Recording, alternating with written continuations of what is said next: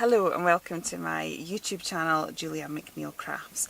Today I'm going to be making this really quick and easy watercolour card with you, but before I start I wanted to let you know that the lovely Nikki from Polkadoodles has offered one of you who's watching this with me today a giveaway, and you can win some gorgeous Polkadoodles digi images, so some lovely digital goodness to play with. So if you want to wait till the end of this video and you can find out how you could win that, but for just now I'll get on with doing this card. So I'm just going to create a really quick and easy background. It's literally just sloshing paint around, and today I am going to use my Jane Davenports. So excited about having these. I've wanted them forever and ever and ever, but kept telling myself that I had enough watercolours, so I finally gave in. So this is the Jane Davenport Bright palette, and today I am going to be working with the Butterfly and the 70s eyeshadow. I love the names she's come up with. They are just brilliant. And very similar technique to what you've seen me do before, but I'm literally just going to pile a whole load of water on my card like this, and then grab some of these colours, activate them, grab some of these colours and just drop it in. So this is the 70s eyeshadow.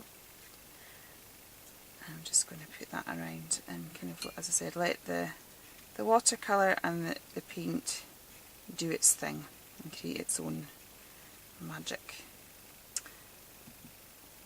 I love doing this sort of technique, and I do it a lot because I actually love colouring. I've not kind of really shown that on my channel yet, but I'm a bit of a Copic girl. I like colouring with my Copics and stuff, but once I've started colouring, I find it really difficult to colour whilst, you know, trying to coordinate with designer papers or stuff like that. I tend to find that hampers my creativity. I rather just go with the flow.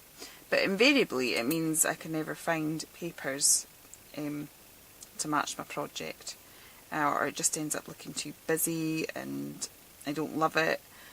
So I tend to find being able to slosh a little bit of watercolour onto a piece of card as a background is the perfect solution for me. So a lot of my cards will have quick backgrounds, and that's it.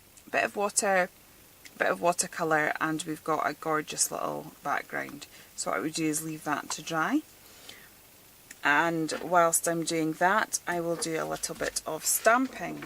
So again, I'm just going to actually grab my stamping card. I'm going to be using some Polkadoodles stamps. I have firstly got this one, Stampin Unicorn, which is arranged within Polkadoodles, Tall and Elegant, and I am just going to stamp that out now. And today, for a change, I've kind of reduced my workspace because somebody said that they would prefer to have a closer look at what I'm doing, so I'm just trying to get used to the new space and keep it in shot to keep my father-in-law happy. So we'll see how we get on with that. So I'm just stamping this in Memento. I think I was in the middle of trying to tell you that, wasn't I? And I've used the London Fog rather than the black. And sometimes I find I do that because it just gives it a little bit of a softer look to it. And I'm also going to use, from the Posy Doodles, again within Polkadoodles range, the Doodle Dragonfly set, and I'm just actually going to take this beautiful butterfly here and give that a little stamp. Oops.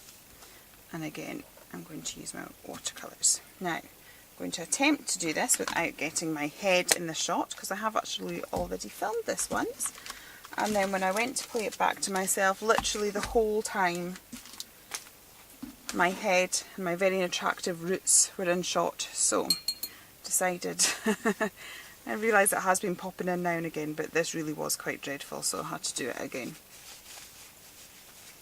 So this time I am going to go with the purples. So we've got Royal. I'm going to use a little bit of that, I think, and a little bit of the Fairy Tale. And we'll see how we get on with that. So I'm just going to kind of put that on. Maybe I should just wet it a little bit first. Sorry, I'm talking quietly again. I'm just going to wet that a little bit first. And I'm going to stick to the kind of purple and blue tones.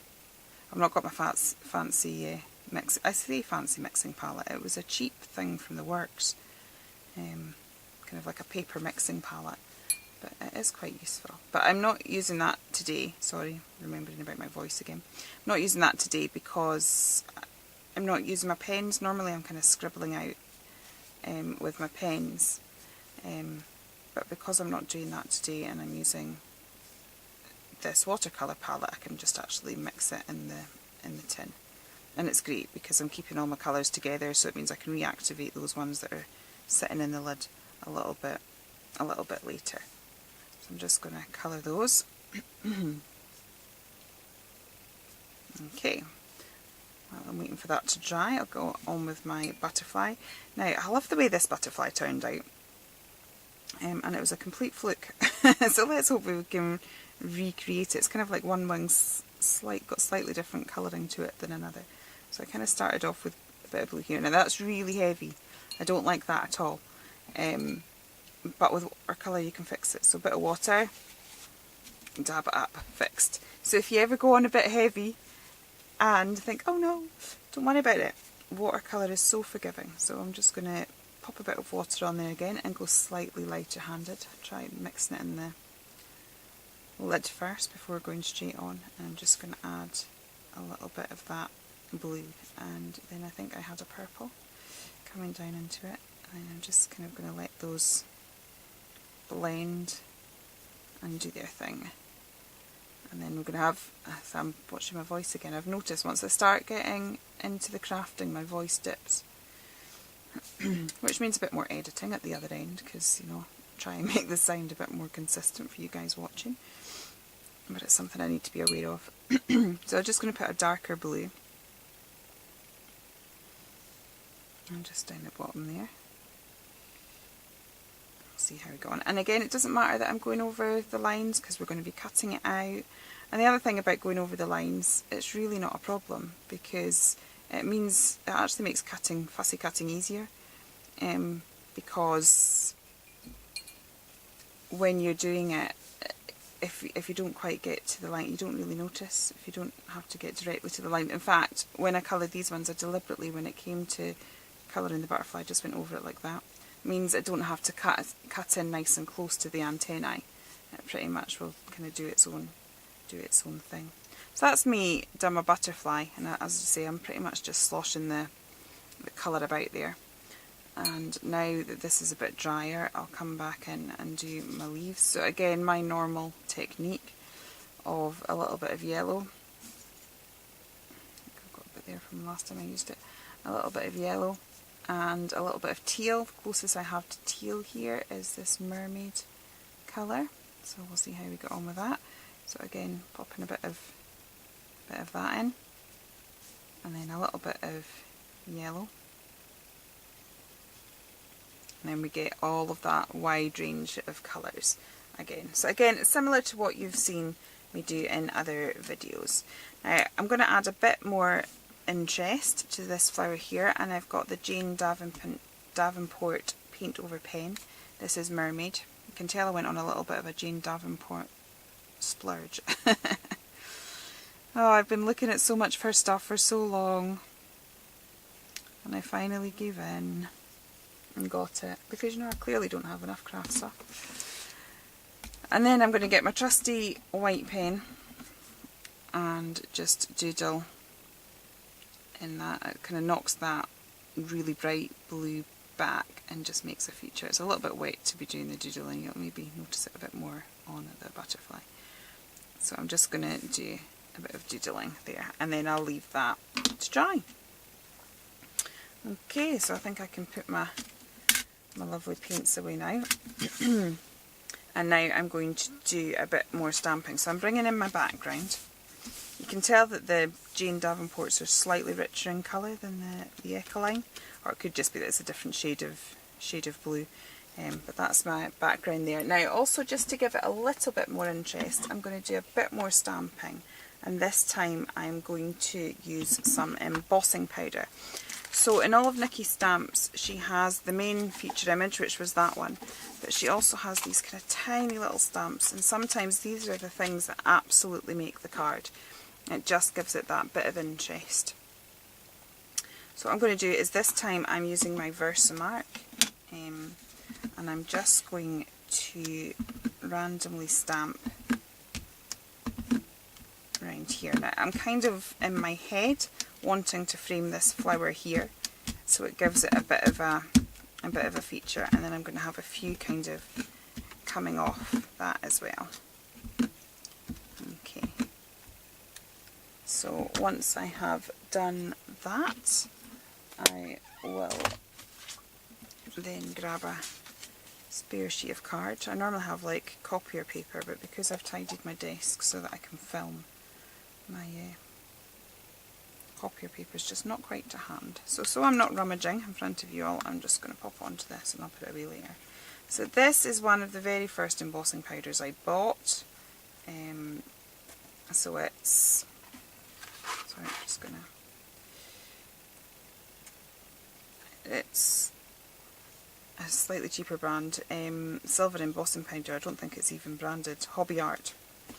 It does the job, but now that I've been crafting a little bit longer, I've discovered Wow embossing powders, so when I run out of things, I am replacing it with Wows, that's funny, with the Wow embossing powder. Now, because my card's still a little bit wet and I'm very lazy and don't use one of these things that, I think it's got like talc and stuff in it, or some sort of powder to take away the kind of dampness or anything.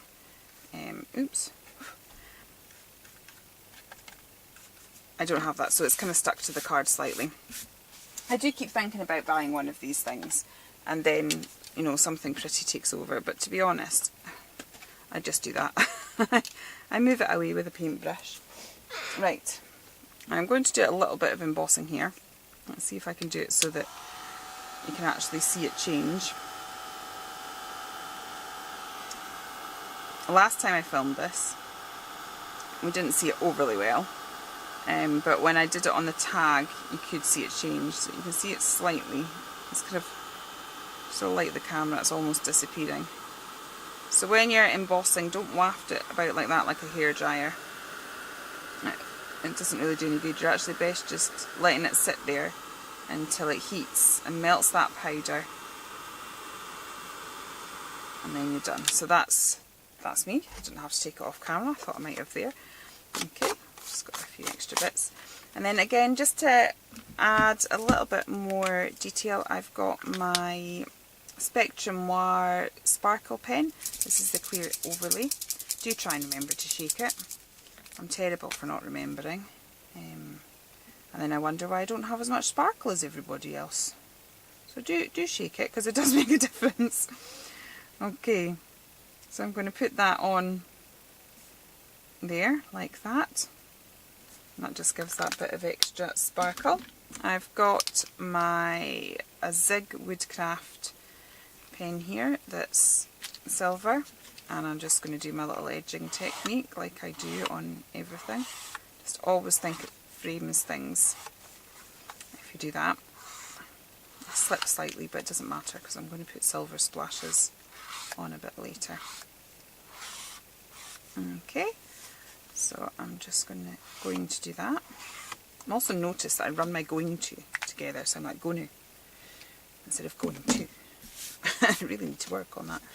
It's amazing the little word whiskers of your own that you start to pick up once you watch yourself talk away, or listen to you talking to yourself. Right, just going to also doodle a little border around there. Okay. And then I have fussy cut my elements that I stamped. So I have got this one, the little flower here. I've also kind of cut down that leaf, and I just like to shape it a little. And the same with the butterfly, I have cut down there to give it good shape, And I've also added just the again the clear overlay pen, just to give it that little bit of added sparkle. So I'm just going to get my pin flare glue because it helps me add dimension. I do like it for that. I'm just going to add that in there.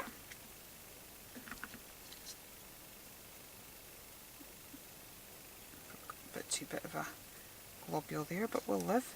Okay, I'm going to pop that there, and then pop a little bit down the kind of body of the butterfly so that I'm leaving his wings free to fly. And then finally I just want a little sentiment. So I've cut one out of, it's this book here. Again, Stampin Unicorn, which is part of the Polkadoodles range, and this is the Bits and Pieces Paper Sensation, and it has sheets in it a little bit like this, which as you can see this one's been well loved and well used, and I've just cut a sentiment out of that. And all I'm going to do then is just to glue that down. Okay, so I'll give that a little, oops, stick a bit of glue on that, and my glue has gone dry. Typical. Right, I'll tell you what I'm going to do is, I think you keep seeing me having doing this. I use the leftover pin flare that's still on my pokey tool there, and I'm going to pop that there, like so. Get my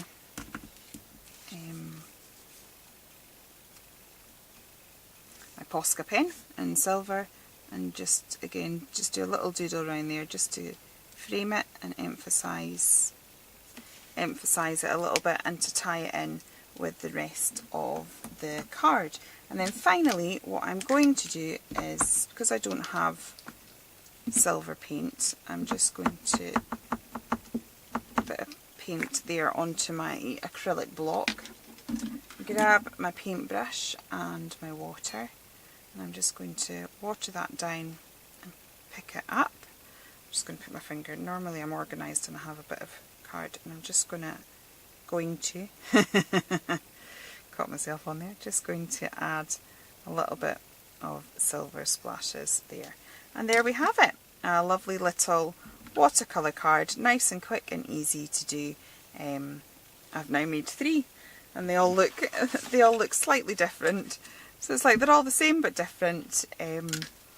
But yeah, it's a quick and easy technique, and quite fun to replicate.